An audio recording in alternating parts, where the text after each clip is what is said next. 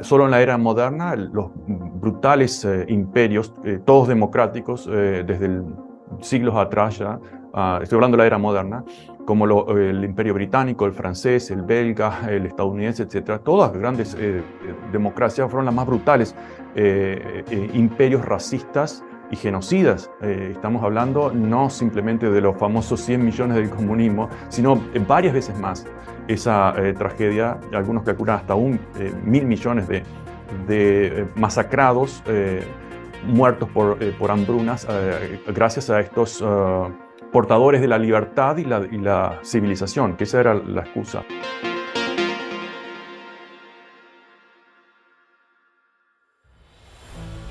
Bueno, gente, día grande, domingo grande, Jorge Masfut con nosotros, el gran escritor. Tengo mi casa llena de libros suyos y ahora mismo me estoy leyendo el último. Y estos libros son imprescindibles. ¿Por qué? Porque es un escritor absolutamente perseguido por hablar en nombre precisamente de la gente más débil del planeta, los que han sido las víctimas de imperios. Jorge Masfut, bienvenido. Gracias, Pablo. Por lo que veo, según vos y muchos otros, soy más perseguido que seguido. Precisamente porque hablas claro y hablas contra un establecimiento y unos medios de comunicación hegemónicos y un sistema que va incluido en el sistema imperial norteamericano. Entonces, me parece un honor estar hablando con una persona que está así. El mismo honor que tendría de estar en este momento hablando con Juliana Sánchez, si estuviese libre. Bueno, qué comparación. Muchas gracias, Pablo.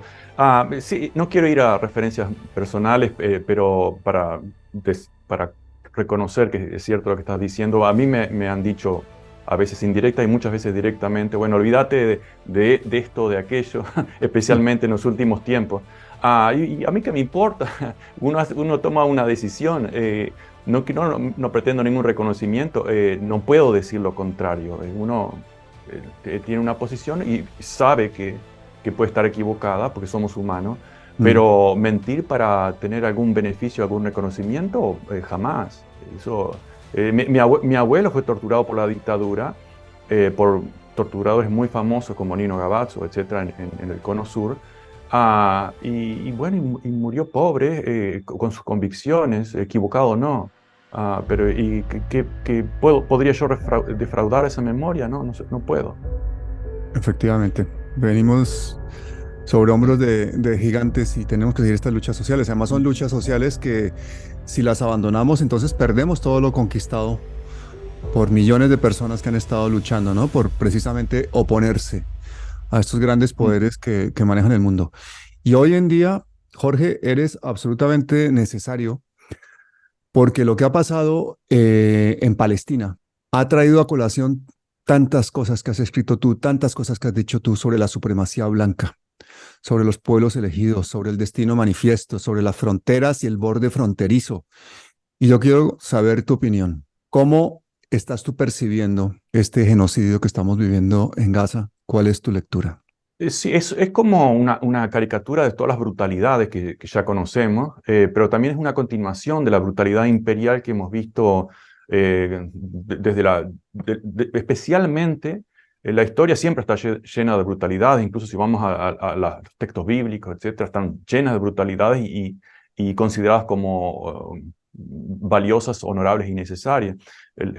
Solo en la era moderna, los brutales imperios, todos democráticos, desde siglos atrás ya, estoy hablando de la era moderna, como el Imperio Británico, el francés, el belga, el estadounidense, etcétera, todas grandes democracias fueron las más brutales imperios racistas y genocidas. Estamos hablando no simplemente de los famosos 100 millones del comunismo, sino varias veces más. Esa tragedia, algunos calculan hasta 1.000 millones de masacrados, muertos por hambrunas, gracias a estos portadores de la libertad y la civilización, que esa era la excusa antes. Bueno, y ahora estamos en una situación, en el caso de Palestina, más que medieval, de la era antigua, en la cual el concepto de que todos los hombres todos los seres humanos somos iguales, que alguien dijo en la Declaración de la Independencia correctamente, no es una verdad evidente, es una mentira evidente. Pero al mismo tiempo, desde un punto de vista ético, moral, desde el punto de vista de aquellos que no tienen el poder o intereses especiales, es un objetivo casi sagrado. Es decir, que dos vidas, no importa cuáles sean, valen lo mismo.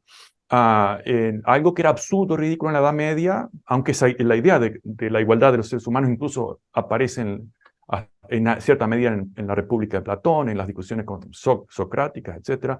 Imperfectamente podemos decir, pero estaban. Estaba también en los primeros cristianos, no por casualidad, los primeros 3 siglos que fueron perseguidos por el poder, estaba el concepto de igualdad, de comunidad, de solidaridad.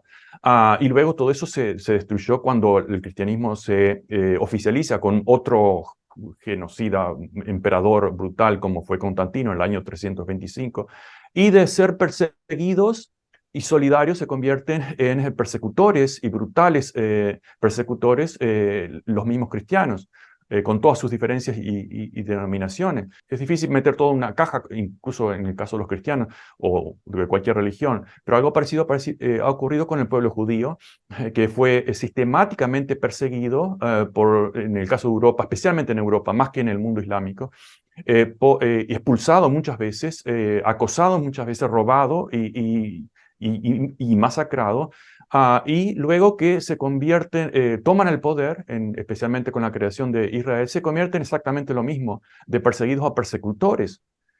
Y en ese proceso, la brutalidad del poder demuestra que no tiene raza, religión ni credo. Es la brutalidad del poder que quiere mantenerse y que busca siempre excusas bíblicas, excusas ideológicas, excusas de todo tipo, mediática, para satisfacer su sed de sangre y dinero. Eso es universal, lamentablemente. Pero ese paso de victimario a víctima siempre lo hacen desde esa superioridad moral, ¿no? Desde esa excepcionalidad. Sí, Somos el pueblo elegido, con todas las letras lo dicen. Dios nos sí. puso aquí con una misión, con un destino, y podemos incluso arrasar, porque Ujú. además nosotros somos superiores.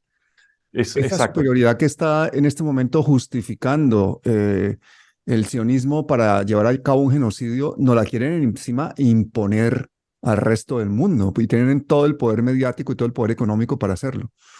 ¿Cómo ves tú en pleno siglo XXI unas filosofías, un imperialismo y una violencia que parece de la Edad Media, pero cuando todo el planeta tiene un teléfono celular con el cual se puede comunicar con el mundo Sí, entero? esa es la gran diferencia, que en este momento, a pesar de que las redes sociales están manipuladas por sus dueños, que son muy pocos y ultramillonarios, el aspecto positivo es que no se puede controlar todo. Y esas cámaras que vos decís son la gran diferencia. Pero si vemos a lo largo de miles de años, vamos a ver el mismo patrón. Ahora, las creencias manipuladas por el poder, por ejemplo, la Biblia fue usada para justificar la esclavitud, la Biblia fue usada para criticar la esclavitud y luchar contra la esclavitud. Es decir, siempre es una justificación. Lo mismo Dios, usado para justificar conquistas y matanzas, o usado para llamar a la solidaridad a la hermandad. Es decir, en el caso del concepto de pueblo elegido, no es nada nuevo. Incluso Joseph Campbell, que lo mencionó como, bueno, es un mito totalmente fuera de tiempo, que no tiene mucho sentido. Algunas veces, realmente los mitos surgen por una razón y tienen una funcionalidad. En este caso está fosilizado totalmente. Bueno, él fue acusado de antisemita por eso mismo, pero, podemos verlo en muchos otros casos. Simplemente voy a poner 2 nada más como ejemplo para no extenderme mucho. En el caso de los Masái, ahí en Kenia y en norte de Tanzania, históricamente también se consideraron el pueblo elegido por su Dios, Ngani, que les había dado la posesión y la administración y el pastoreo de todos el ganado del mundo. ¿Por qué? Bueno, porque era central en su necesidad de desarrollo y supervivencia.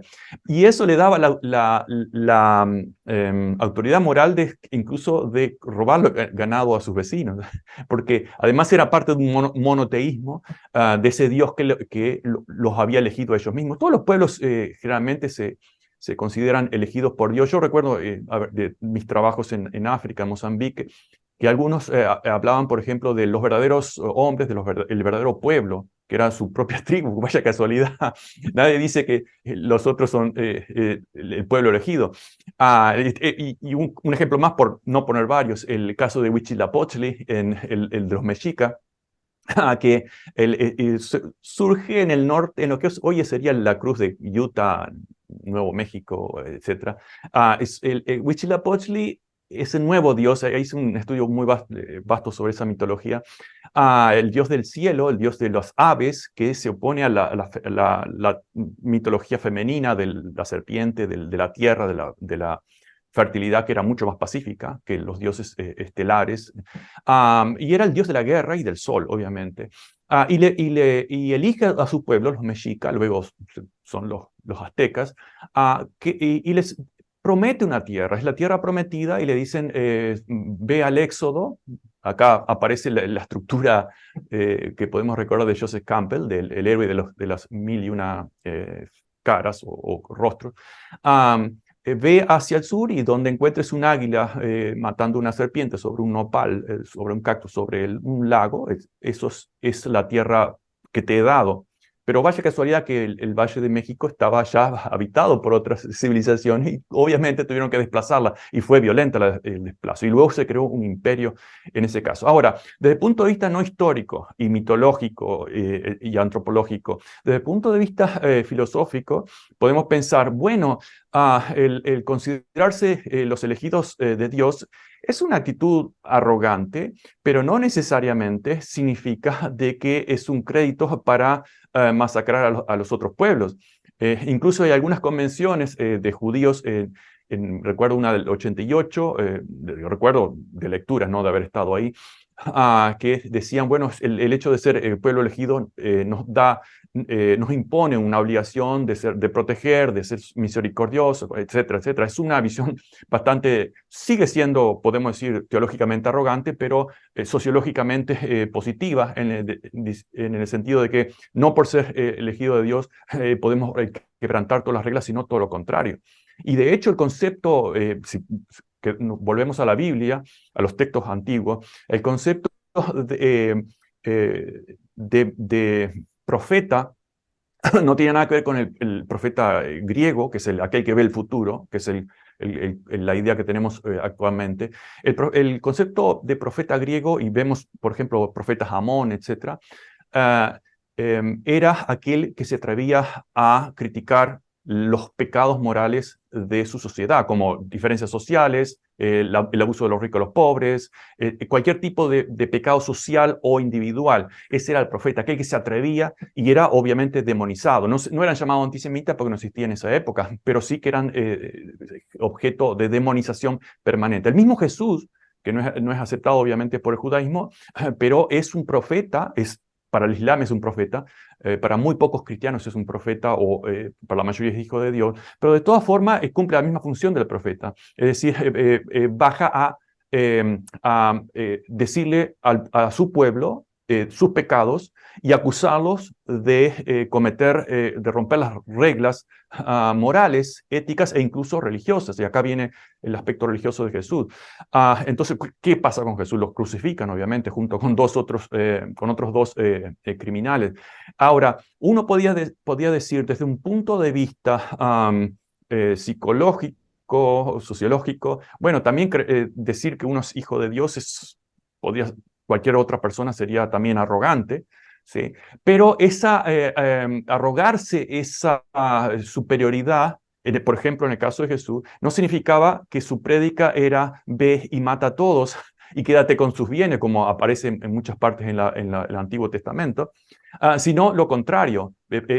No es un acto egoísta, sino altruista, es decir, me voy a sacrificar y yo por los pecados ajenos, etc. Entonces, el concepto de ser pueblo elegido de Dios o ser alguien especial puede ser arrogante, pero no necesariamente es genocida. Ahora, el problema es cuando el poder lo usa como una visión de justificar, como lo hizo Hernán Cortés en México, por ejemplo, y tantos otros, en el caso de Palestina, justificar de que nosotros tenemos derecho a matar animales, que son los palestinos. Primero los demonizamos. ¿Por qué? Porque somos el pueblo elegido. No estoy diciendo que todos piensen igual, pero sí que hay una gran cantidad de que se justifica de esa forma, orgullosamente, y si no lo dice explícitamente, como lo han dicho incluso los políticos recientemente en Israel, lo demuestran con sus actos. Es decir, matar miles de niños cada vez que me matan uno, es decir, está bien porque valen menos y nosotros somos especiales. Entonces, eso es una aplicación del concepto de ser elegido para cometer genocidios, matanzas, injusticias en beneficio de un poder. ¿Por qué? Porque tenemos el poder. Porque si fuéramos los perseguidos en Europa, como eran durante siglos atrás, el concepto de ser el pueblo elegido no significaba que íbamos a matar a todos. Ahora, los cristianos hicieron este cambio, me parece a mí, que ahí sí aparece el concepto, el factor de antisemitismo. Si no podemos negar, porque nuestra tradición procede de la Biblia, del Antiguo Testamento, de que el judaísmo, según el pueblo hebreo, según el Deuteronomio, que es el quinto libro de la Torá, es el pueblo elegido. Si no podemos negarlo eso, entonces vamos al concepto de que han roto el pacto, han cometido un pecado, y por lo tanto ese pacto se traslada a nosotros y ellos pasan a ser los enemigos. Ahí sí, los perseguimos porque tenemos el poder y eso es antisemitismo. Pero no es antisemitismo la crítica al poder, no importa si es ejercida por judíos, por el pueblo de Israel, por el sionismo o por cristianos.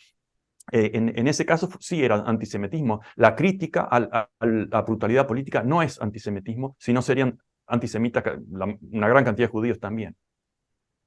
Como un denominador de todos estos casos es la excepcionalidad, ¿no? Como el ser humano en un momento dado se considera superior por razón de su raza o de lo que sea a Sí. otros y cómo aplica toda clase de argumentos, sean religiosos, políticos o de hecho, para conseguir simplemente recursos naturales, Mm. territorio, básicamente para comportarnos como depredadores, que al final es lo que somos.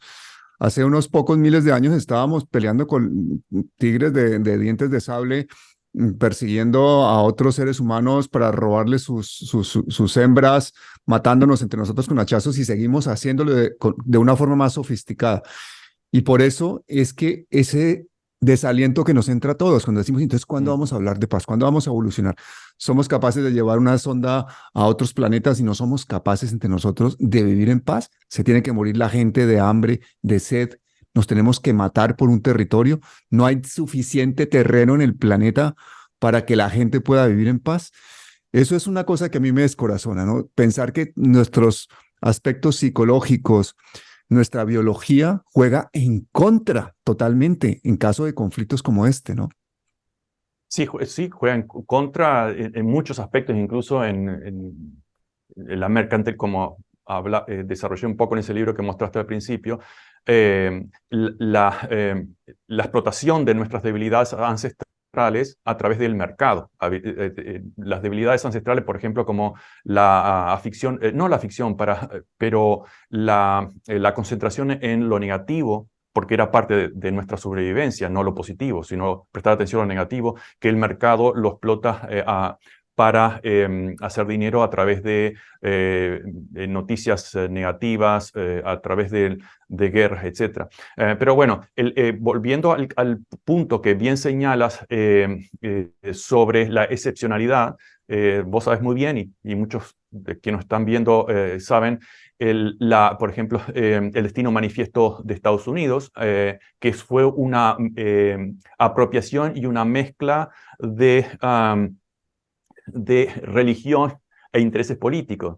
Es decir, que lo crea O'Sullivan en 1844, y estaba profundamente, porque O'Sullivan, el periodista, y todos los que repitieron su nueva teología o dogma o mito del destino manifiesto, eran profundamente racistas. Entonces, Dios nos preparó a nosotros para tomar todas las tierras de los indios y después de todas las tierras de los mexicanos. Es decir, otra vez la justificación de la excepcionalidad, el concepto de nación excepcional, primero los británicos, luego los estadounidenses, porque sí, porque está el poder ahí. Si somos los poderosos, primero es porque Dios nos favoreció. Segundo, tenemos que decirlo para justificar nuestros crímenes. El concepto, por ejemplo, de que el poeta Rudyard Kipling, a finales del siglo XIX, el poema aquel famoso en inglés, bueno, en español sería la pesada carga del hombre blanco, que racionaliza un absurdo, el absurdo de que nosotros los blancos, el mundo occidental y civilizado, tenemos el gran peso de llevar la civilización a los negros, a los salvajes, a los que no saben gobernarse. Tenemos que ir a gobernarlos a ellos, a todos los trópicos, a todas las colonias. Tenemos que imponerles nuestro poder por un 100 o 200 años hasta que aprendan. Hay muchos decían es imposible que aprendan, nunca se van a convertir en griegos, simplemente pueden ser un poquito más civilizados. Y eso fue desparramado a finales del siglo XIX a lo largo de muchas teorías, y otra vez el concepto de excepcionalidad, e incluso la mezcla del darwinismo de la época, de mediados del siglo XIX, con el creacionismo de Dios, en el que se ven los discursos, es decir, Dios preparó la raza teutónica para evolucionar por 1000 años, no para quedarse sentada, sino para gobernar el mundo, para poner orden en el mundo. Y de paso, obviamente, como decías, nos quedamos con los recursos, porque, bueno, todo eso tiene un precio, ese sacrificio tiene un precio. Es la arrogancia, la maldita arrogancia del poder que siempre busca aquellas vacas sagradas, puede ser teorías científicas o dogmas religiosos, para acomodar cualquier texto sagrado que sabemos que está fosilizado en millones de personas en el mundo, y lo acomodamos a nuestro favor, sea como sea. Le hacemos decir a Dios lo que nosotros queremos que diga a nuestro favor. Bueno, ese es el excepcionalismo. Y acá ocurre la paradoja en el caso de Palestina, de aquellos que estamos radicalmente en favor del concepto, sea mitológico o no, pero el concepto de que todos los seres humanos valemos lo mismo, sin importar raza, religión, credo o situación social, son vidas valiosas todas, y aquellos que condenamos la violencia o la muerte de cualquier parte, sea israelí o palestina, pasamos a ser sospechosos de antisemitismo o de apologistas del terrorismo, porque no nos concentramos solamente en Hamas, y se nos ocurre criticar a el país excepcional, en este caso Israel, o el Estado de Israel, a un pueblo elegido, etcétera, que tira 2 balas o cañonazos muy simplistas, que ya están fosilizados también, que es el antisemitismo y el terrorismo. Es decir, todos son terroristas, aquellos que critican al incriticable pueblo elegido, que no es el pueblo elegido, es el Estado de Israel, así de simple. Pues ya lo hemos dicho 1500 veces. El judaísmo, incluso muchos grupos que podemos contar de cientos de miles de judíos, están absolutamente, mucho más radicalmente en contra de la existencia incluso del Estado de Israel, cosa que ni siquiera los palestinos a esta altura están. Aceptan la solución de los 2 estados, con fronteras más o menos establecidas antes de la guerra del 67, y sin embargo aquellos judíos, incluso hasta, yo recuerdo haber caminado ahí por el norte de Jerusalén, había un barrio, y hay un barrio de judíos ortodoxos, creo que son en total más o menos son un 10% en Israel o algo más, que están en contra incluso del servicio militar, y son antisionistas. que fueron, básicamente los antisionistas fueron judíos por mucho tiempo. Cuando los cristianos crearon el sionismo en Inglaterra, eso es sabido. Podemos ir a algunos detalles, pero el punto es que incluso los judíos ortodoxos, muchos, y en Estados Unidos acá es muy común, en Nueva York, por ejemplo, ahí en el lado sureste de Manhattan, o en Brooklyn, hay decenas y decenas de miles de judíos que son abiertamente anti-sionistas. Y obviamente en Israel reciben palo también, y acá son criticados, no pueden criticarlos de antisemitas, pero son criticados de traicionar su raza, etcétera. Y creo que es totalmente legítimo la crítica abierta a esa brutalidad. Pero aquellos que no somos judíos somos sospechosos de tener simpatías con el terrorismo. ¿Cuál terrorismo?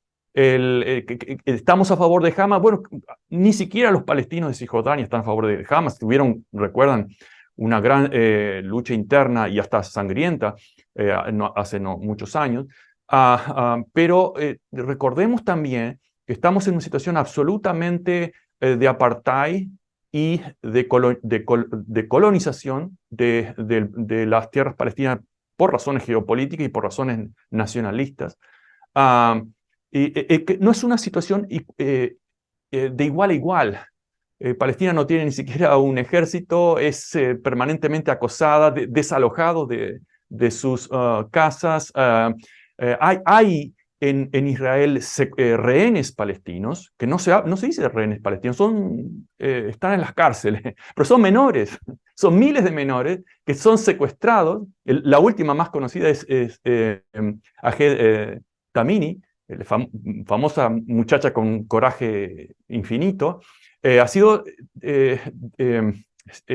secuestrada, porque eso es un secuestro, ni siquiera está basado en ninguna ley, excepto el criterio de los militares israelíes, acusada de apología del crimen o apología del delito a través de una cuenta de Instagram, que existen decenas de cuentas de Instagram que no son de ella siquiera, son falsas, o a alguien se le ocurre, podemos incluso hasta especular que hasta la han incriminado deliberadamente. Pero más allá de eso, más allá de la violación de cualquier derecho a la libertad de expresión, existen en Israel secuestrados que se llaman presos o prisioneros. E insisto, no es posible que se ponga en prisión a menores, e incluso a mayores hasta por insultar, o ni siquiera son procesados. Esos son secuestrados.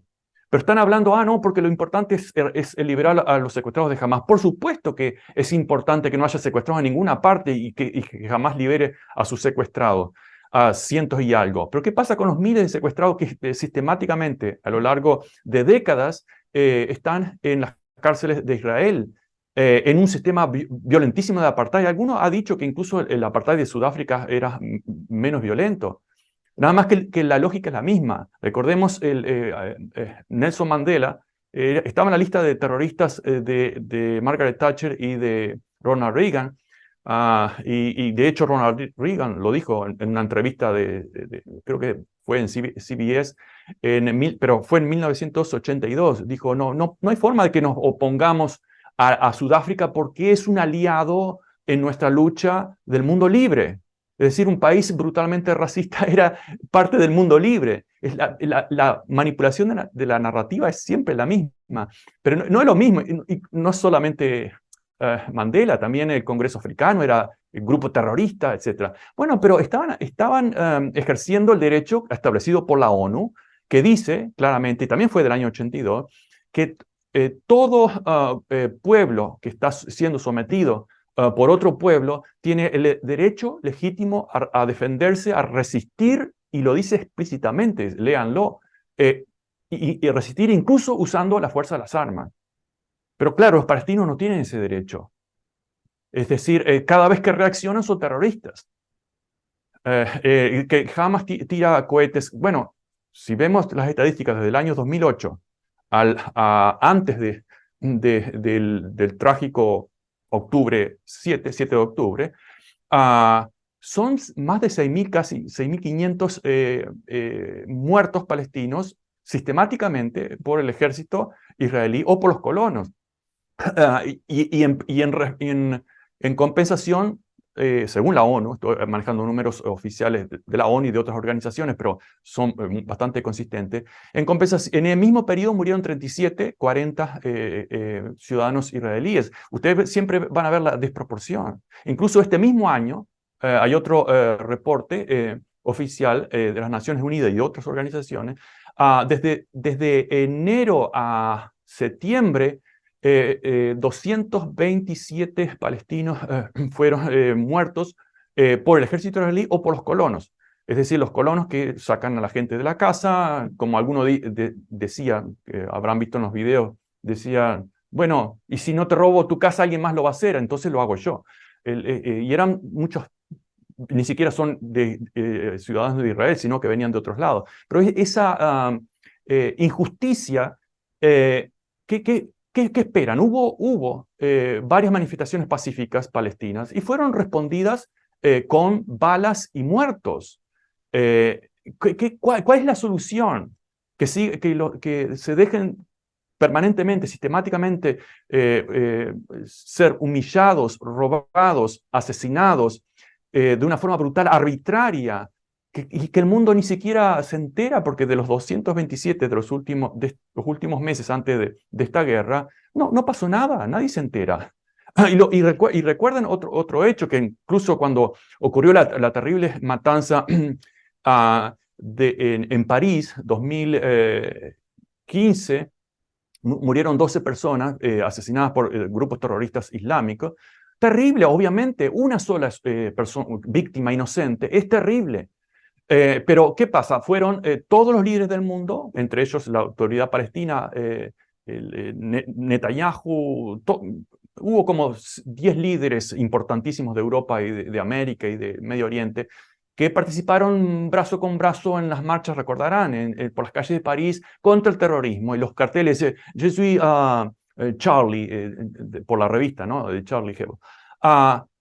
Unos meses antes, Boko Haram, en Nigeria, había matado casi 2.000 o más de 1.000 personas, las había masacrado.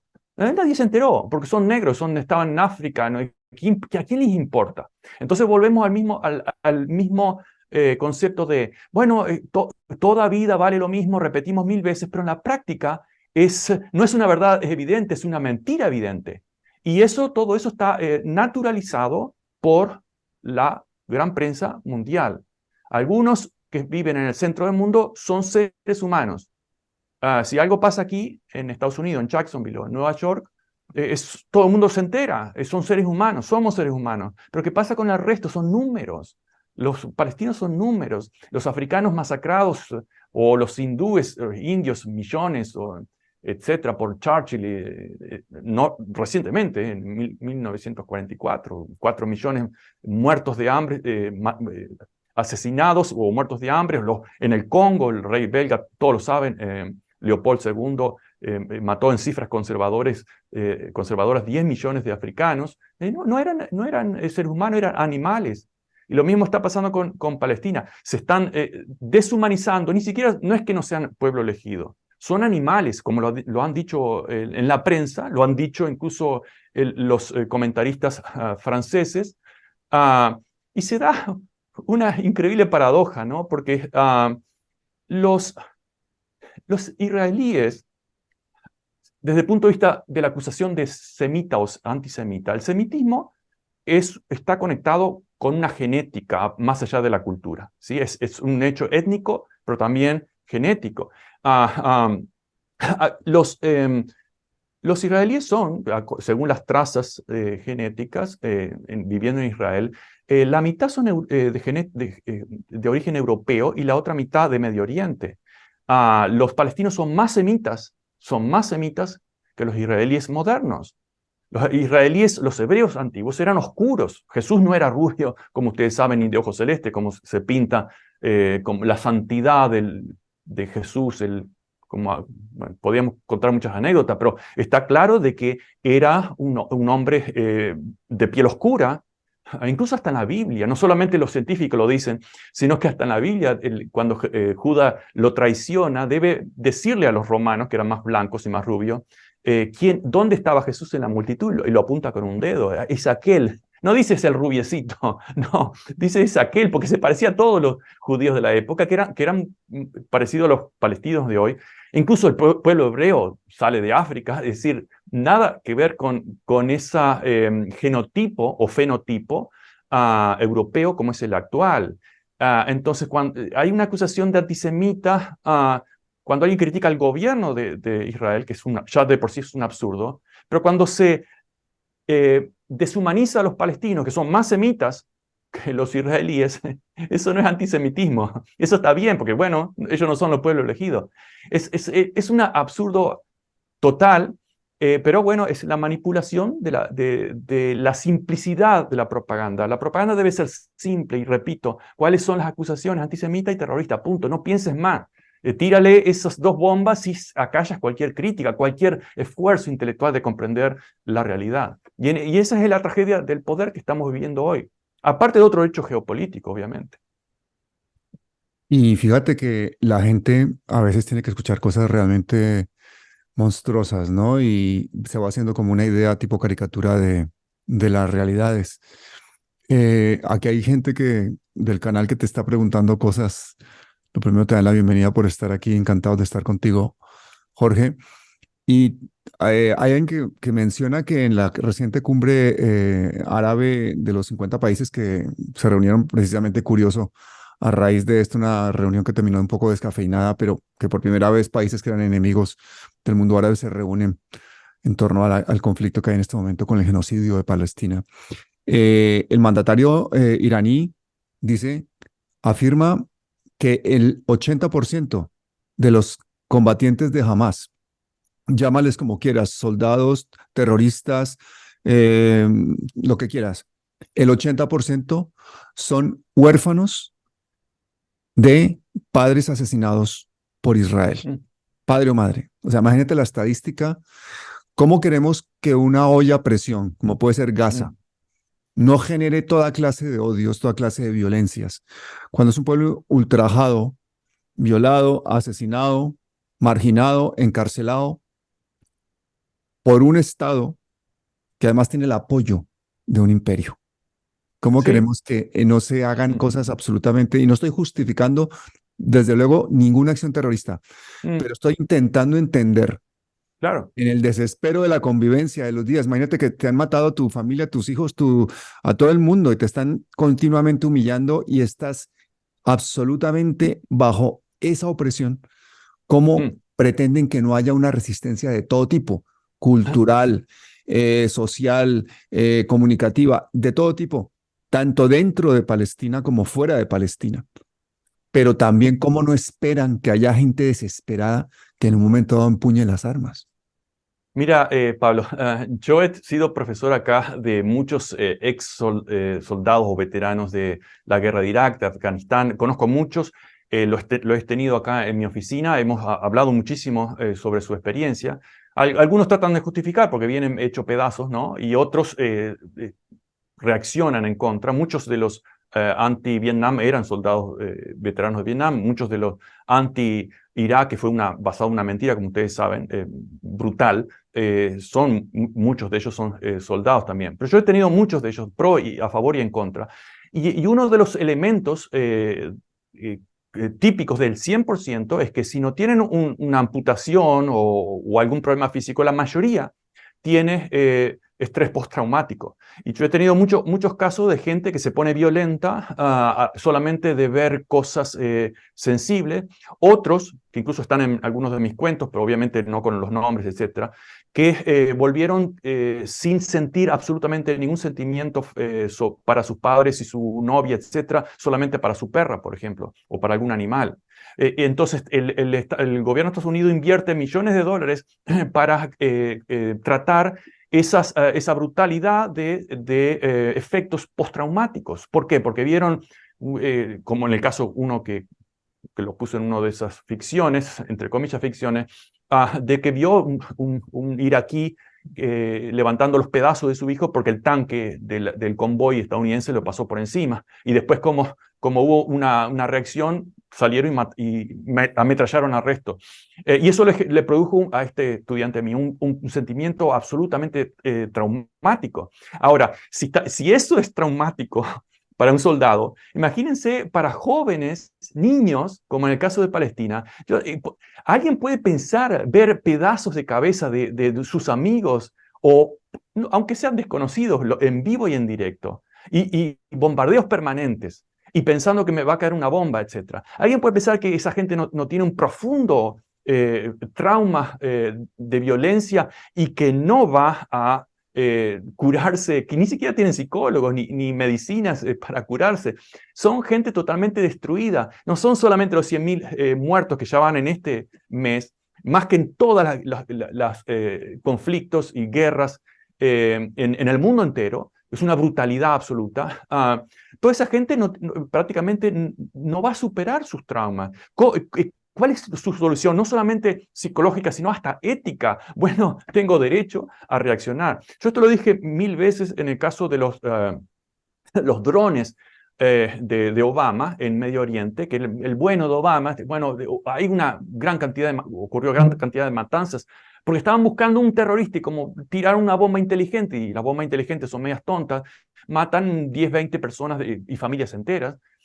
Hubo el caso también he mencionado de Oliver North, ¿recuerdan el famoso mentiroso del Irán, Sí, Irán contra.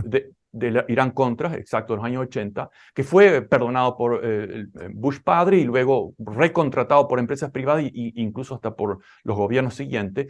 También cometió una matanza en Afganistán en el 2008, dijo que todos fueron a saludarlo y a felicitarlo, y los reportes luego dijeron que en realidad se mataron a decenas de niños y la gente los recibió a pedradas. Bueno, ¿qué esperan de esa gente, como acabas de decir? ¿Qué esperan de esos niños? ¿Qué esperan? Que comprendan como nosotros hacemos un esfuerzo racional de comprender el problema y equilibrar si está malo de Hamas, está malo de lo de Israel, etc. Podemos nosotros racionalmente entender ciertas sutilezas éticas e intelectuales. Pero no podemos esperar de los actores, de las víctimas, eso, al contrario, son víctimas. Pero además de ser víctimas, las vamos a revictimizar considerándolas terroristas. Y como son terroristas tenemos que matarlos, y está bien que los matemos según la narrativa. Y esa es la brutalización del poder, la deshumanización del poder, que realmente no existe un extremo moral más paupérrimo, asqueroso, que esas situaciones. Y el mundo va a seguir así. Ahora, ¿cuál es la posibilidad de cambio? Bueno, es un cambio geopolítico que ya está ocurriendo. Hay un terremoto geopolítico hace un par de años, que la prensa no lo registra, pero se está dando lo que decía el antiguo historiador Tucídides, de que cuando un imperio decae y otro surge en el encuentro, aparece un gran conflicto. Ese es el gran conflicto que estamos viendo ahora en Ucrania, en Israel. Bueno, ¿y por qué Israel? Bueno, lo dijo claramente el candidato demócrata Robert Kennedy Jr. Israel es una gran base militar. Él dijo un gran portaaviones en Medio Oriente, que sin eso China, Rusia, estoy citando textualmente, de memoria protextual, China, Rusia y los BRIC se apoderarían del 90% del petróleo del mundo, y eso sería catastrófico para la seguridad de Estados Unidos. El problema, y lo vuelvo a repetir, el problema de la seguridad de Estados Unidos son las acciones de Estados Unidos, especialmente las acciones de Washington, las acciones violentas, en manos de los grandes capitales y de las grandes élites de intereses especiales. Y el resto de la gente que, incluso acá en Estados Unidos, que no se beneficia de eso, que se perjudica por el odio, la violencia que vamos desparramando por todo el mundo, y ni siquiera se beneficia económicamente, porque es paupérrimo la situación en la que se encuentra la clase media estadounidense entre drogas, matanzas y pobreza y deudas. No hay un beneficio claramente, pero el fanatismo de la repetición mediática lleva a tolerar eso o a apoyarlo. Y bueno, hasta que no haya, lamentablemente, o favorablemente, depende del punto de vista en cada uno esté, un claro cambio geopolítico de fuerzas, un reequilibrio de fuerzas mundiales, el caso de Medio Oriente no va a tener solución. Porque estamos hablando de, bueno, deben negociar, pero ¿cómo van a negociar la cuarta potencia militar del mundo con un pueblo que ni siquiera ejército tiene y no tiene derecho a casi nada prácticamente? No hay negociación posible. Yo había propuesto el día posterior, con algunas entrevistas medios argentinos, que además, obviamente, critiqué inmediatamente el hecho de que es difícil de creer que es la frontera más militarizada, más controlada del mundo, que los servicios secretos que entran a nuestros celulares, como lo demostró el Team Jorge, que además de manipular elecciones con bots, entran a los celulares de quien se les antoje, incluso de mensajes encriptados como WhatsApp, etc. Saben todo y resulta que no saben que iban a pasar o estaban pasando los terroristas de Hamas. No sabían. Pues es como el 9/11. Y están Una de las horas y agencias, horas sin reaccionar a ese ataque. 7 horas aparentemente, sí. ¿Quién se cree eso? Y Posible. después que saben perfectamente que hay túneles debajo de un hospital, pero no saben que estaban cruzando Sí. como dueños por su casa. No saben, por favor. Hay una manipulación, incluso una subestimación de la inteligencia del mundo. Pero bueno, ¿qué importa? Es como decía la CIA, no importa si nos descubren, lo importante es negarlo y ya está. Y ya está.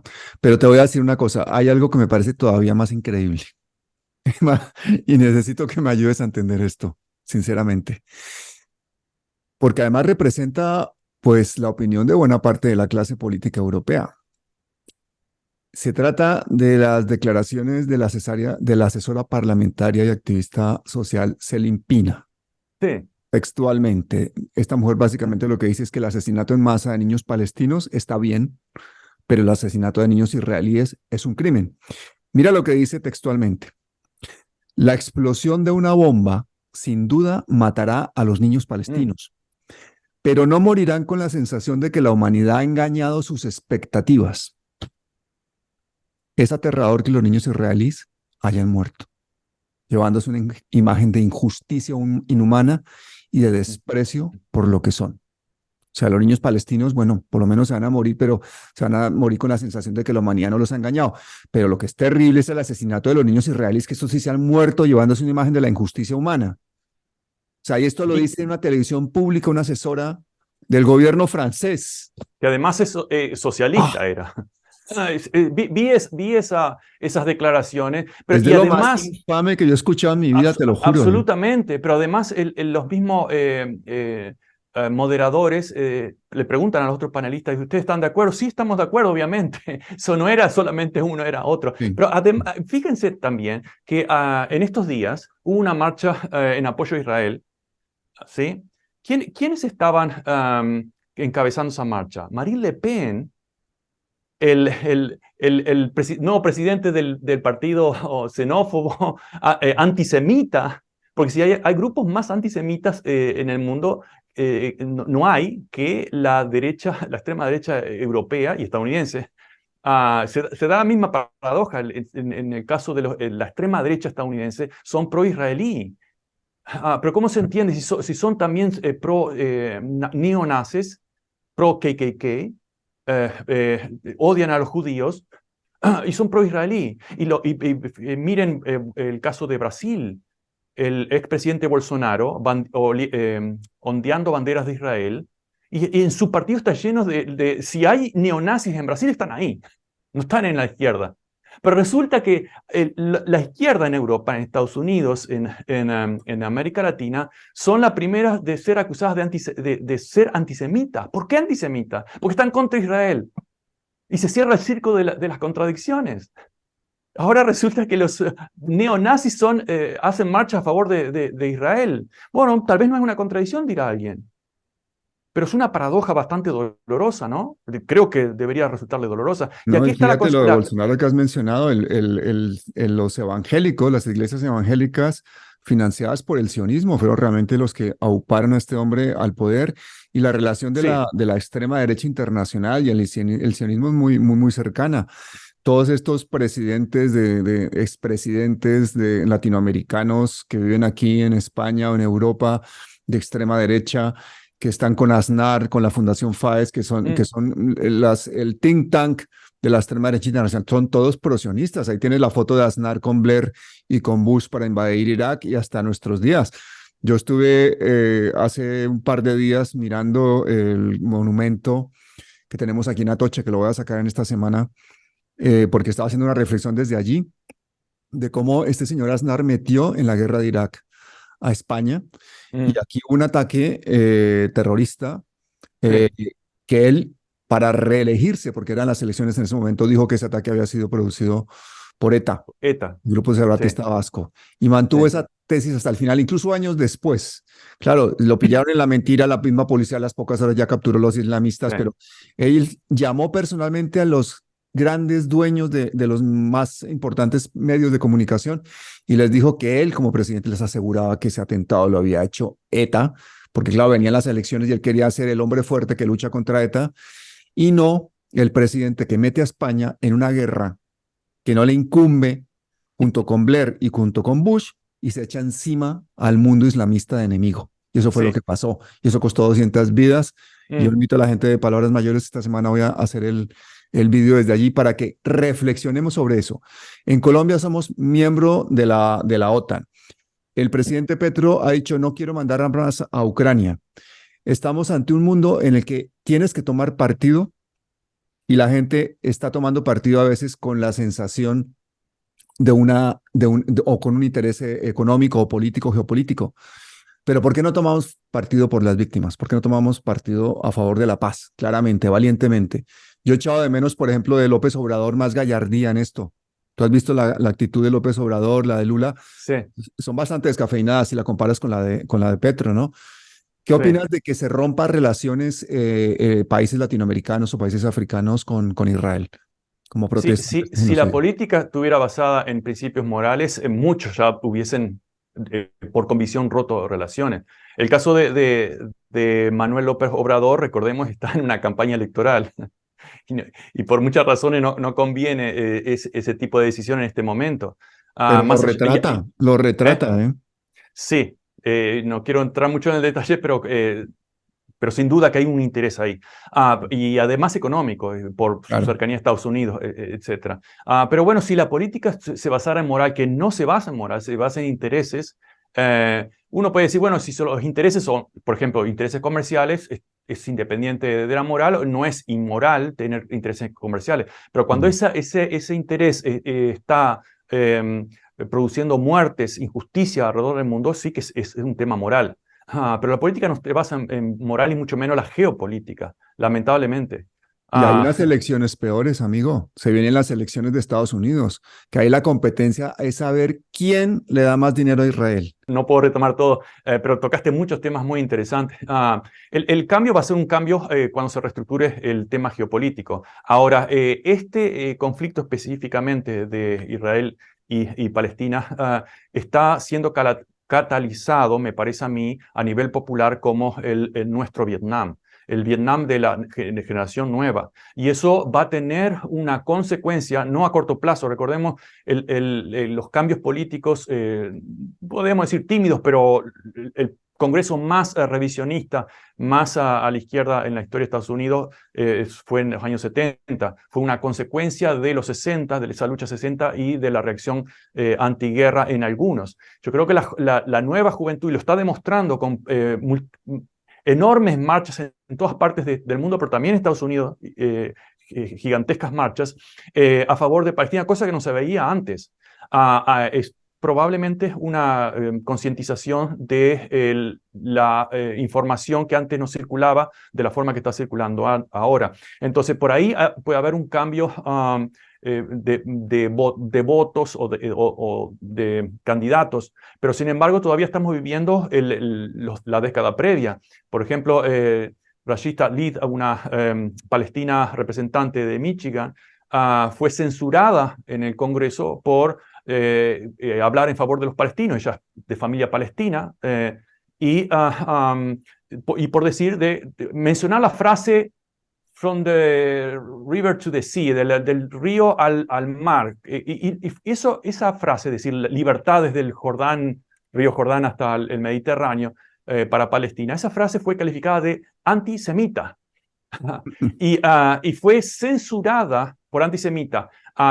Omar, la otra también mujer representante de origen africano de Minnesota, lo dijo claramente en el Congreso. Es una gran hipocresía. En este Congreso, el representante, X representante, y lo fue nombrando, ha dicho que había que convertir a Palestina en un parquímetro, es decir, borrarlo, así como muchos israelíes en el gobierno han dicho que había que lanzar bombas atómicas, que eran animales, que había que eliminarlas a todos, que aquellos que ondearan la bandera palestina no debían vivir, lo dijo específicamente el ministro de Patrimonio de Israel, etc. Y está bien, lo pueden decir. Nadie los va a acusar de antisemitas, nadie los va a acusar de asesinos, genocidas. Y si lo acusan, como millones de personas lo están acusando, no tiene ningún efecto político. Primero porque no está en la gran prensa que todavía domina la narrativa. Y segundo, porque la gran política se mueve por otros caminos. Acá la Universidad de Princeton demostró que sistemáticamente, cuando hay un gran tema en Estados Unidos en la cual la población mayoritariamente está en contra, esa propuesta es aprobada en el Congreso. Cuando está a favor de determinada reforma, esa propuesta es bloqueada en el Congreso. Entonces, obviamente que hay intereses especiales y se llama dinero, porque las elecciones son compradas. Y aquellos que tienen el dominio de los grandes capitales, que acá en Estados Unidos lo creamos de la nada, ¿verdad? Ni siquiera en papel, se crea apretando ceros en la computadora por los grandes bancos privados. Esos son los que tienen el poder en el momento. Eso es muy difícil cambiar, pero bueno, hubo muchas cosas difíciles de cambiar, como la discriminación, la esclavitud, luego la discriminación racial, y se logró cambiar. Bueno, lleva mucho tiempo, sangre, sudor y lágrimas, y es lo que va a ocurrir, y lamentablemente millones de personas no lo van a ver. Esperemos que tal vez nosotros podamos verlo, no lo sé, pero millones no lo van a ver. Pero va a haber primero ese cambio catalizador de lo que decía nuestro Vietnam, o mejor dicho, el Vietnam de la generación joven, que es Palestina en este momento. Pero el segundo aspecto es un cambio geopolítico. Cuando el poder del mundo termine de reacomodarse, entonces los buenos, los bonitos, los civilizados van a ser otros. No los blancos rubios, que antes eran los bárbaros para los romanos, ¿recuerdan? Incluso la palabra barbarismo procedía de ahí. Entonces, esos son los dos factores fundamentales, me parece, que podrían llegar a cambiar esta situación inmoral en este momento. Y en América Latina no va a ser ajena a eso. El caso de Petro creo que es una posición muy valiente, que no se han animado otros. Lula ha condenado las matanzas, ¿sí? Más allá de que no hay medidas claras. En el caso de Argentina y Uruguay, totalmente de una forma tradicional, han apoyado el derecho de Israel a defenderse, ¿no? Que está bien, todos los países tienen derecho, pero ¿por qué los palestinos no tienen el mismo derecho?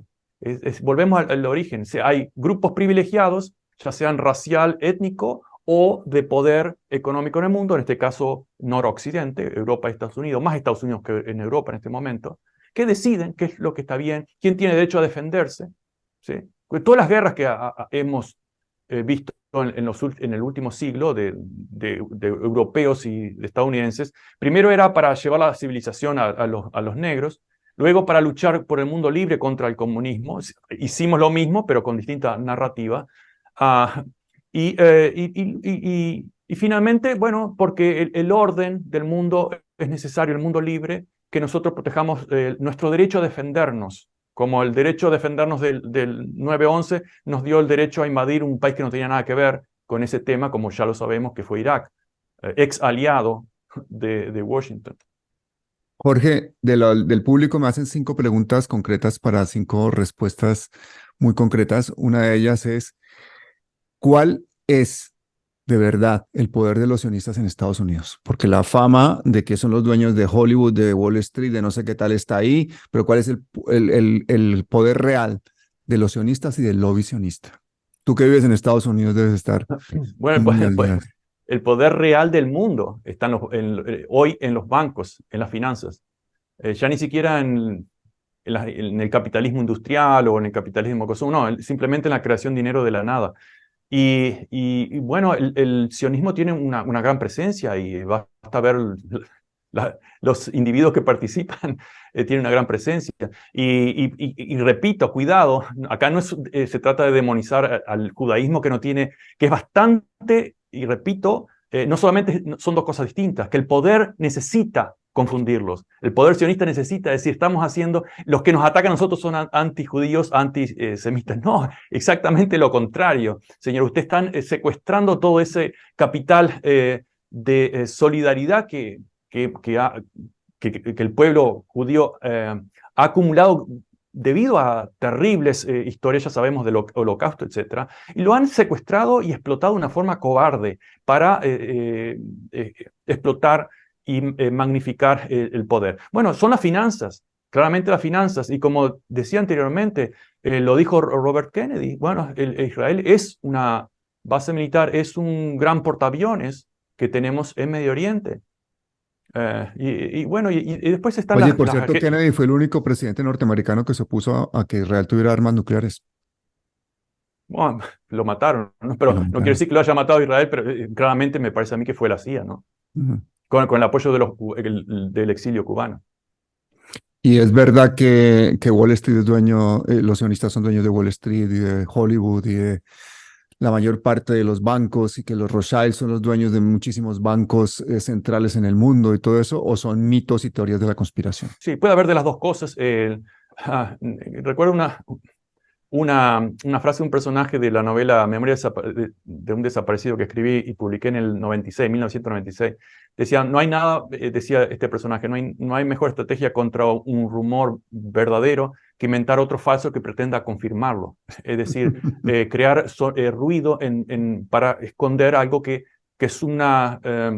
es decir, incluso muchos son acusados de conspiradores, de teorías de la conspiración, como mi amigo Eduardo Galeano, recuerdo artículos diciendo el maestro de las teorías conspiratorias. Y yo respondí en otro artículo. Hay quien ha acusado a Eduardo Galeano del subdesarrollo en América Latina. Sí, está por leer Las Venas Abiertas de América Latina. Sí. Y yo decía, bueno, pero ¿acaso no existieron conspiraciones reales? Entonces, para desviar el tema, se acusan a aquellos que acusan las conspiraciones de ser conspiradores o tener teorías conspiratorias. El poder, como decía Edward Bernays, es poder porque no está a la luz. Por lo tanto, es muy difícil saber todos los detalles. Pero no es tan difícil saber que hay una gran participación de grupos que no son palestinos, no son nigerianos, no son rusos en Wall Street. En Wall Street hay algunos rusos, sí, pero hay que ser muy ingenuo para pensar de que está equilibradamente, geopolíticamente, étnicamente equilibrado el poder en Wall Street. Hay que ser muy ingenuo para pensar eso. La segunda pregunta que te hacen tiene que ver con eso. Preguntan, ¿cuál es realmente la diferencia entre la supremacía de los israelíes contra el pueblo palestino en comparación con la supremacía del hombre blanco anglosajón norteamericano de los imperios británicos o norteamericanos? No encuentro ninguna diferencia excepto de narrativa. De hecho, el concepto de excepcionalidad y de país elegido, etcétera, estadounidense, que hoy está prácticamente muy cuestionado, poca gente cree en eso, creo, pero también se basaba incluso hasta en la Biblia. Cuando se le quitaron las tierras a los mexicanos, se hacía un paralelo entre el pueblo hebreo que Dios le dio la tierra prometida, etcétera, y ellos que Dios le había dado México. No, obviamente expulsaron a los mexicanos. Bueno, exactamente lo mismo que se pretende con los palestinos. Es la misma historia, vieja, nada más que acomodada a las situaciones particulares, con ciertas narrativas diferentes, pero la lógica interna es estrictamente la misma. Otra pregunta buenísima. Cuando se creó el Estado de Israel, se barajaron varias posibilidades, entre ellas algún sitio en África y también en América Latina. ¿Tú crees que habrían cometido los mismos genocidios, los mismos abusos contra las poblaciones de esos países? Bueno, sí, era en Uganda, ¿no? Bueno, y de hecho, Fue algo semejante al cuando los negros se convierten en ciudadanos estadounidenses después de la guerra civil, los mandan a Haití y a África y crean Liberia, por ejemplo, ¿no? Es decir, ya no lo queremos, nos deshacemos de esto. Bueno, eso sería una especulación, pero basado en la historia podemos decir que, claro, ¿qué podemos esperar? Si siempre ha sido así. En América Latina fueron las poblaciones indígenas que fueron desplazadas y siguen siendo desplazadas, o los africanos que fueron secuestrados, el caso colombiano, por ejemplo, permanentemente desplazados por intereses comerciales, empresariales, etc. Y luego emigran y son lo más bajo de los inmigrantes ilegales, criminales, etc. Siempre la misma deshumanización, demonización del más débil que molesta. Tener poder es fantástico, te convierte en joven, bonito y bueno automáticamente. Repito, esa sería una especulación que hubiera pasado, pero basado en la historia no hay muchas razones para decir hubiera sido diferente. No veo muchas No sería un disparate razones. pensar en eso. Siguiente pregunta no tiene nada que ver con el tema, pero un poquito sí. ¿Tú crees que va a ganar Milei en Argentina y qué pasaría? No creo que va a ganar, pero no descarto la situación. Ah, Milei, pobre, representa millones de jóvenes. Recordemos que antes la juventud era la rebelde que quería cambiar, que generalmente era de izquierda, educada más en libros, y hoy está educada en la fragmentación y en la reacción visceral de las redes sociales. Entonces, Milei es una persona con serios problemas psiquiátricos, con una muy escasa, su seguidor dice que está muy preparado en economía, etc. Es totalmente una repetición de ejemplos liberales que ya están totalmente superados y fracasados, que nunca se aplicaron en las colonias, nunca se aplicaron en los imperios vendieron eso para las colonias, y eso es lo que quiere hacer, la dolarización, la liberalización de la economía radical, etc. Los privados lo hacen todo, totalmente antiguo, que no hay un ejemplo exitoso en el mundo. Y los ejemplos que él pone en Estados Unidos, que es muy dudoso como éxito, son ejemplos imperiales. Para que cualquier otro país reproduzca lo que Estados Unidos o Europa, primero tendría que ser un imperio. Segundo, tendría que robar todos los recursos de África, de América Latina y de otras partes. Tercero, tendría que dictar, tendría que tener el poder de dictar sin importar cuestiones éticas y morales, qué es lo que deben hacer otros países. Y cuarto, tendría que tener, el cuarto tenía que tener la divisa global, es decir, que además se supone que Milei quiere renunciar a su propia divisa argentina. Bueno, tendría que tener la divisa global, es decir, el dólar, e imprimir en Argentina, cosa que si lo adoptan no va a poder hacerlo, va a radicalizar esa neocolonia, como el caso de los africanos con el franco francés. En gran parte de los países africanos son colonias a través de la impresión de una divisa ajena. Está vendiendo la soberanía monetaria de su país para empezar, Sí. pero si va a ser como como en el caso de los países africanos con el franco CFA, en el que para garantizar la estabilidad de esa moneda tiene que depositar dinero en el Banco Nacional francés.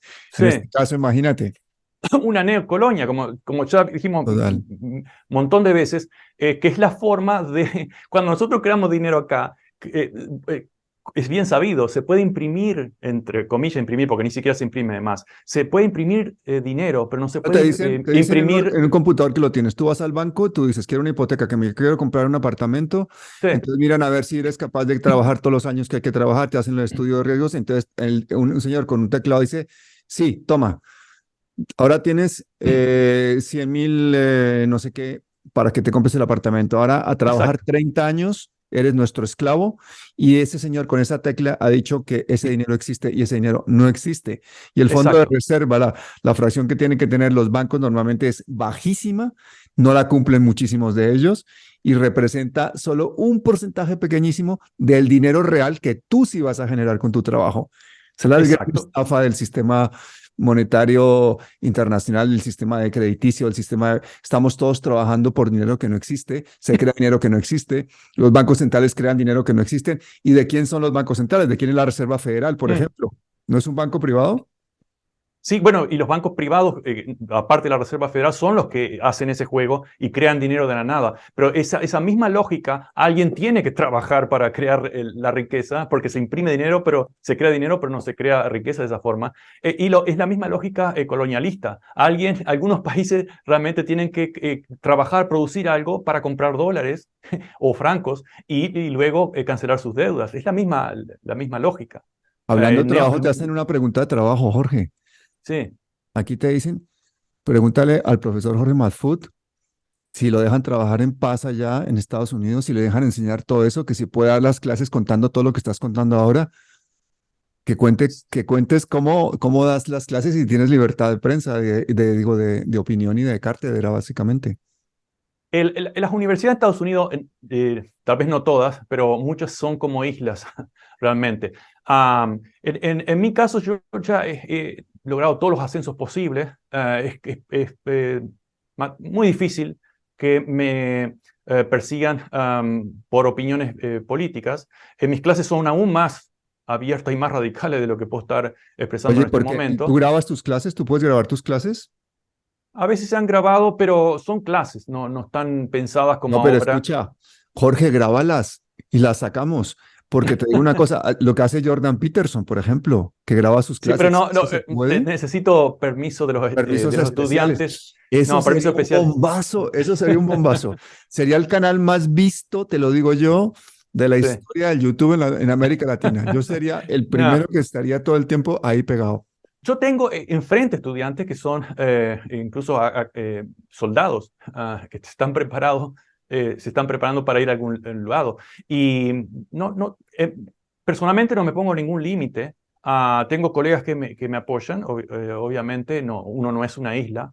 Pero bueno, hay otras formas de acoso. Hay otras formas de acoso. Cancelación, te han hecho cancelación, te ningunean. Sí, lo ha ocurrido y algunos colegas han hecho un acto de desagravio acá, interno con Mm, un evento. Pero eh, son riesgos que uno debe correr si comparamos otra gente que está más desprotegida. Yo todavía tengo cierta protección de mis colegas o de mm, las reglas académicas que podría yo mencionar para mm, poder ejercer mi libertad de cátedra. Es decir, quebrantar la libertad de cátedra de un profesor traería problemas a otros. Primer punto. claro. Segundo punto, cuando yo creo que no soy tan importante y eso es lo que me salva en cierta medida. Alguien dijo, recuerdo en el caso del terrorista Townley, Michael Townley, que puso las bombas junto con el exilio cubano en Washington para matar a Orlando Letelier. Cuando vuelve a Santiago, que él trabajaba para la DINA entra en problemas por ese hecho. Habían matado a otros, Carlos Prat en Buenos Aires, todos con bombas, ¿no? Y el abogado le dijo, bueno, la solución para que no te ocurra lo mismo como otros lo han asesinado acá en Chile, es volverte una figura pública. Entonces se fueron a la prensa a contar, etc. Es más difícil, ¿no? Pero bueno, Orlando Letelier también era una persona pública. Mm, Él creía que estaba seguro acá en Estados Unidos y lo terminaron matando junto con claro. su secretaria Ronnie Moffitt. Jorge, Ah, la gente se está empezando a interesar mucho por ti, por tu vida privada. Aquí me están preguntando, ¿y no le han montado alguna acusación de esas de persecución por parte de acoso sexual a alguna alumna? ¿No le han intentado hacer algún montaje para quitarlo de su cátedra? Esa es una... no me han hecho, pero porque no les he dado pie tampoco. A pesar de que acá a veces miras a los ojos y ya es considerado acoso, Mm, pero no les he dado pie en ese aspecto. Pero sí que es uno de los elementos que... es como el caso recuerdan, de Al Capone, no fue preso por matar gente, fue preso por los evadir impuestos. impuestos. Es decir, siempre hay una forma de acosar o de buscar una excusa para sacarse de encima a algún personaje. Yo he visto, por ejemplo, muchos intelectuales, Edward Said, etcétera, muchos, y esto no he hecho estudios sobre eso, pero el, el, el, el director, el presidente de la comisión, Church Commission, etcétera, muchos otros, con un porcentaje excesivo de gente que muere de cáncer, ¿no? Y a Mm, veces no quiero volverme paranoico, tengo ciertas precauciones. Pero sí, yo creo que hay mucha gente buena, pero también con unos pocos malos es suficiente. porque son gente psicópatas, y Claro. por algo están en el poder. Alguna vez incluso le he dicho a mis estudiantes, bueno, a veces ni quiero ir a las ceremonias de graduación donde invitan a algún personaje importante y recuerdan esas con la toga, la Mm. regalia, etc.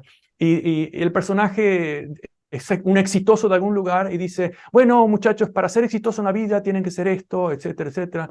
Y yo le digo, a veces me canso, mira, está Mm. bien, yo a mi hijo le recomiendo trabajar duro, ser honesto, etcétera, para ser exitoso, para no tener problemas, pero la verdad seamos honestos, que está bien, pueden lograr cierto éxito, el éxito no es una prueba de que ustedes han hecho algo mal, sino seguramente algo bien, pero para ser súper exitosos, hay una sola fórmula que nadie se la dice. Deben ser hijos de puta, y con mucho respeto a las prostitutas, que realmente son 1000 veces más honestas, pero no hay otra expresión en inglés. Ah, y esa es el mecanismo, es decir, y esos son los que están en el poder. Mm. Incluso en mi libro Crítica a la Pasión Pura del 98, que de hecho lo escribí en África, reflexionaba brevemente en el hecho de que decía, para ser un buen, no es casualidad que los basquetbolistas sean altos, por ejemplo, no es casualidad, etcétera, etcétera. Y no es casualidad de que aquellos que están en el poder son patológicamente ambiciosos. Y la moraleja era, y lo incluía en un brevísimo texto, es decir, no es casualidad que el mundo esté gobernado por aquellos que no deberían gobernarlo. No es casualidad. Sabemos que hay un porcentaje muy importante de sociópatas y de psicópatas en la población y que esas personas tienen dos características. Pues la primera que todo, tienen una capacidad, son muy inteligentes, tienen una capacidad de seducción muy grande y luego la más importante, no tienen escrúpulos. Entonces Son imagínate la grandes ventaja que le da a manipuladores. un político que es medio sociópata, que no tiene escrúpulos frente a un político que sí tiene escrúpulos. ¿Quién va a llegar más lejos? Esa es la lógica. Sí. Oye, pregunta también personal para ti, mejor dicho, ya estás aquí con los fans. Preguntan, ¿y cómo hace para publicar sus libros? Porque, por ejemplo, hoy no mostré en los que mostré aquí tuyos La Frontera Salvaje, que la tengo allá porque es que me da vergüenza mostrar. La Frontera Salvaje, tengo que comprarme otro, La Frontera Salvaje, porque lo tengo tan destrozado. Además, tomando café me ha caído encima, el perro se lo ha comido porque estoy con él por todas partes. Ese libro es maravilloso. La Frontera Salvaje lo tienen que leer. Frontera Salvaje es obligatorio de lectura para entender cómo funciona Estados Unidos. Y yo quería lo que iba a decir, se me olvidó. Como publico. Ah, sí. ¿Cómo Estaba, publico? Sí. estaba leyendo esa pregunta, que cómo publicas tus libros en Estados Unidos. Mm. ¿Dejan que publiques sus libros libremente en Estados Unidos o los tienes que publicar fuera de Estados Unidos? Bueno, décadas atrás las publicaban, por ejemplo, en Uruguay, en España, Valle del Sol, generalmente yo terminaba un libro, mandaba, y no, me cuesta, me da mucha pereza buscar editores y eso, entonces lo que tengo, envío. En el caso de La Frontera Salvaje, por ejemplo, gente que la ha promocionado en televisión, en radio, por ejemplo, en Argentina, que mucha gente en Argentina se queja y dice, no llegan tus libros acá, etcétera. Incluso están en Amazon o en otras tiendas online, son carísimas, Mm. incluso para enviar libros son carísimos. Y yo le digo, pero no están ahí porque no quieren, pues yo incluso renuncio a los derechos de autor, si lo quieren publicar, lo publican. No puedo regalarlo porque las otras editoriales que sí lo han publicado se quejan de que mis libros están casi todos pirateados, etcétera. Lo ha promocionado Víctor Hugo Morales, lo han promocionado mucha otra gente, ha hablado algo Chomsky, una frasecita ahí, Ariel Dorfman, muchos otros. Y cuando estuve en Buenos Aires hace unos meses, y estuve en varios eventos, me llevaron a reunirme con un editor, bueno, todo fantástico, me querían que lo cortara, yo dije, a regañadientes, dije, bueno, está bien, te lo recorto porque pensé que es muy grande. No pude recortar de 650 a 400, me da pena. Le envié lo que tenía, no lo publican, dice que es muy grande, es muy costoso, etc. Eh, por mi parte no es. Yo no hago dinero con eso, tengo mi propia profesión, recibo dinero como efecto colateral, pero luego hay otras pequeñas editoriales mexicanas, algunas no sé si son clandestinas o no, pero bueno, hay pequeñas editoriales que hacen un muy buen trabajo, muy bonito, y luego la publican y las suben a lo que hay. ¿Qué es lo que hay? Bueno, a Amazon y otros lugares. Bueno, está bien, Mm. yo no tengo problema. Aparentemente se venden bastantes ahí. Repito, yo no puedo vivir de mis libros ni Yo me los tuyos los interesa. he pedido por Amazon sin problema, pero cuando tú publicas un libro, entonces tienes que pensar en todo el proceso de qué editorial, y ahora dónde lo vendo, cómo lo vendo. ¿No tienes una editorial No. ya predefinida a estas alturas después de tantos libros para seguir publicando? Generalmente tenía, como decía, y tengo Baile del Sol en España, Baile del Sol en España desde hace más o menos 20 años. Recuerdo que en Mm, 2001, 2002 había dinero incluso del gobierno de Canarias que ponía para promoción de cultura. Eran grandes eventos, recuerdo, en grandes salones. Era muy interesante. Todo eso se ha ido secando. Lo privado se ocupa de aquello que vende. Y mm, los libros complicados, los que yo llamaba incluso en alguna conferencia, la cultura radical, el arte radical, aquel que no cierra y tiene happy endings, que no se vende fácil, que no se consume fácil, es la cultura radical, es la cultura radical que sobrevive gracias a aquellos editoriales que no hacen tanto dinero, que se sacrifican, aquellos escritores o artistas que tampoco están comercializados.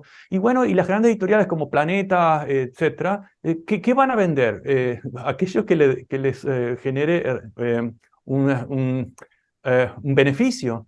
Que además, claro. vaya casualidad, sus premios siempre los ganan casi todos autores de la casa. Sí, sí, sí, por supuesto. Alfaguara, etcétera. Sí. Bueno, no Me quiero acuerdo una criticar vez que porque lo ganó una presentadora de televisión que escribió la biografía de la esposa de Aznar. Ese fue el premio, o sea. sí, o escriben sobre fútbol o algunas cosas que venden.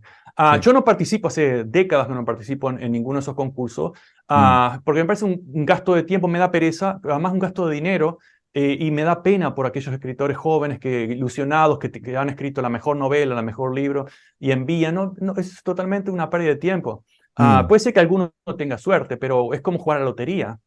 Claro, puedes tener suerte, pero no es que no depende de que sea un gran libro. Lo hacen un gran libro a fuerza de publicidad, tienen un gran mm. estructura, etc. A mí, sinceramente, no me interesa eso. Y Te además han estoy hecho viejo para business eso. plan. Hermano, te han hecho un business plan aquí. Dile al profesor Jorge Madfut, uno, así numeradito, ¿eh? Uno, que se abra canal de YouTube. Dos, nos suscribimos todos. Tres, se olvida de los problemas con los libros, los ponemos todos aquí, que la comunicación es audiovisual.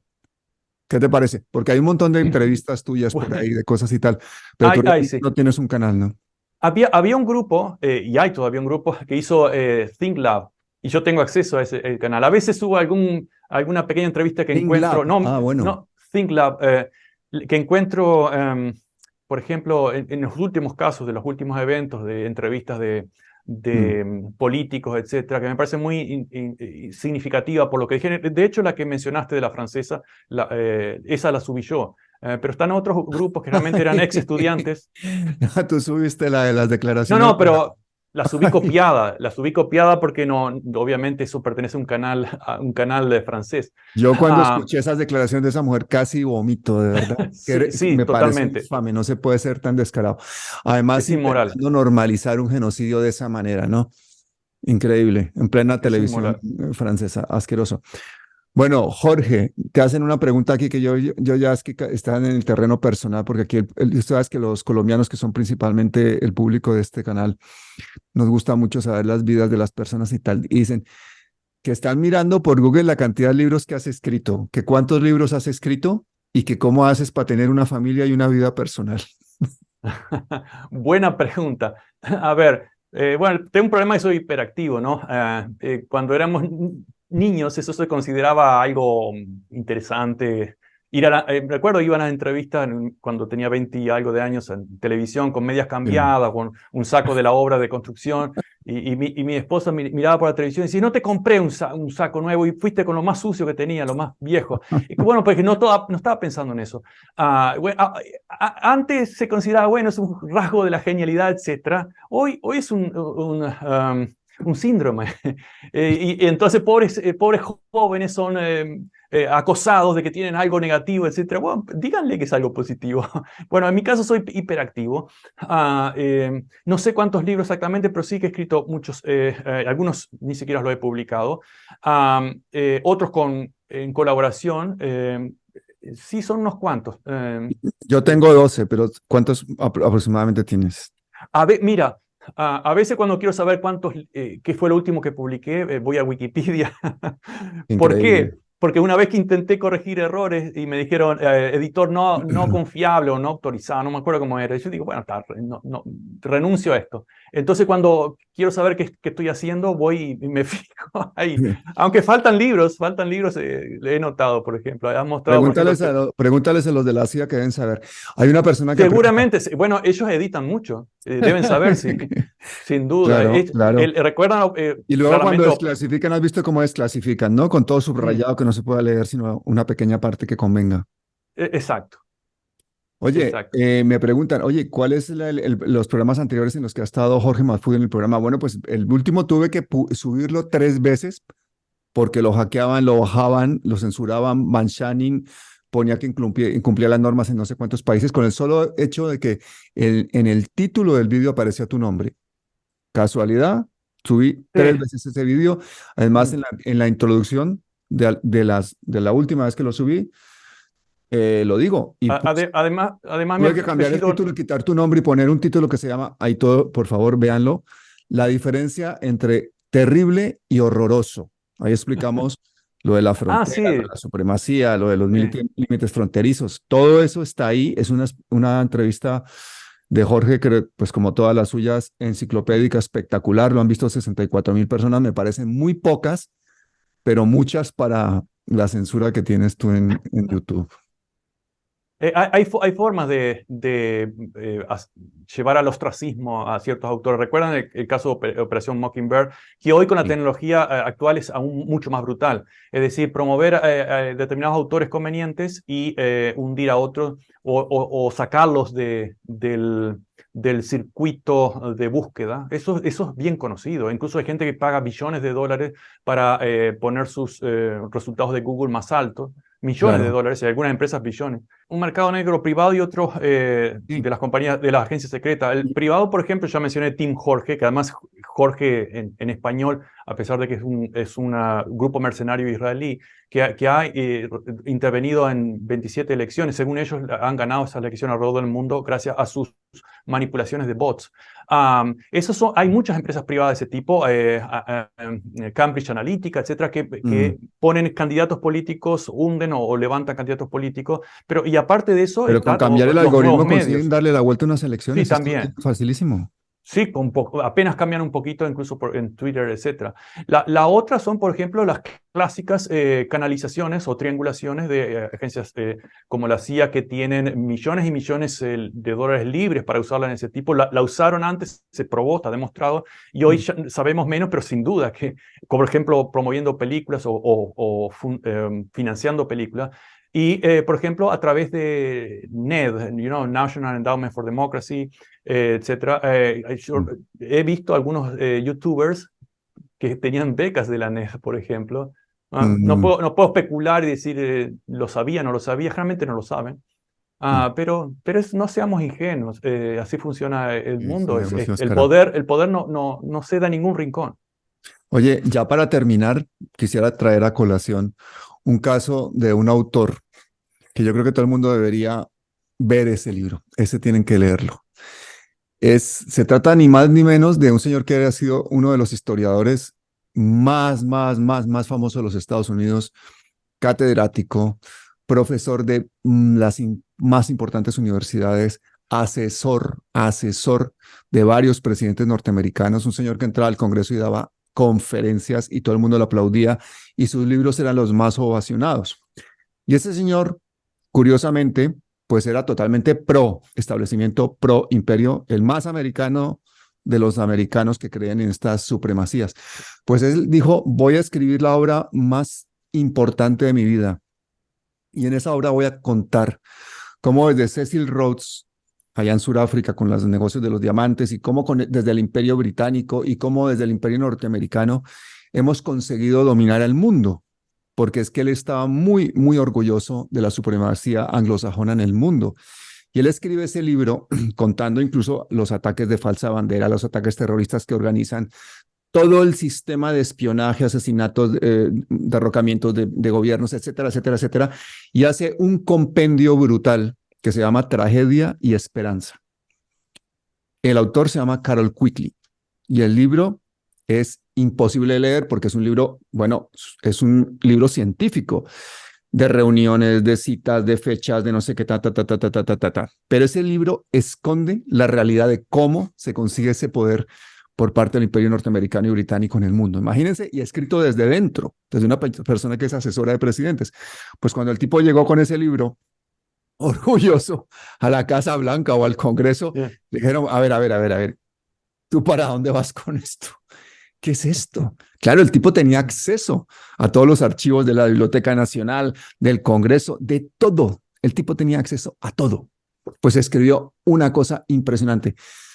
Pues Ese es el pasó resumen. un héroe a ser un paria y a no poder publicar y a tener ese libro perseguido, destruido, etcétera, etcétera, etcétera. Y ese libro ha sobrevivido el tiempo y sigue siendo imposible de leer, pero hay un señor que se ha tomado el trabajo de resumirlo y de resumirlo en pocas páginas. El señor se llama Joseph Plummer. Lo que tengo aquí es la versión en inglés, pero también se consigue en español. Y el libro resumido de este historiador norteamericano, Carroll Quigley, que se llama Tragedia y Esperanza. Aquí resumido se llama Tragedia y Esperanza 101 y el autor es Joseph Plummer, que es un resumen del libro de Carroll Quigley. Lo tienen también en español, se consigue. Léanlo porque yo les puedo decir que para mí, además de los libros tuyos, además de los libros de Boaventura y de tantos autores e intelectuales antiimperialistas, esto le abre a uno los ojos totalmente porque está escrito desde dentro. Esto no es alguien de izquierdas progresista que quiere escribir contra el imperio norteamericano, no. Este es un señor que quería y estaba orgulloso de lo que había conseguido esa supremacía blanca. Me parece imprescindible leerse a menos el resumen de Joe Plummer, que se consigue en español también. Bueno, Jorge, ya para terminar, quiero decirte que estoy como siempre agradecido, temeroso de que este video no se pueda ver, esperando que la gente lo comparta. Ya sabemos que va a haber shadow banning, que lo van a vetar y que nos da igual, que si tengo que subirlo 500 veces lo subiré. Si tenemos que fragmentarlos en WhatsApp para que pase, pasará. Pero cada una de tus palabras fueron palabras mayores, así que muchísimas gracias. Gracias a vos, Pablo. Realmente estás haciendo un trabajo necesario y eso sí, con mucho éxito, con mucho contenido. Así que aquellos que estamos en la resistencia a ese poder absoluto, te lo agradecemos. Bueno, pues esta es tu casa y ya la próxima charla sí que la hacemos como aventura, porque es que tenía que tratar con cada uno de ustedes por separado el tema de Palestina. Creo que lo hemos conseguido a medias porque hemos hablado de tantas cosas que hasta nos hemos desviado, pero bueno, donde hay desorden hay esperanza. Así que muchísimas gracias, amigo, y hasta siempre. Gracias, Pablo. Gracias a todos los que Abrazote. están por ahí. Chao, chao. Chao. Suscríbanse.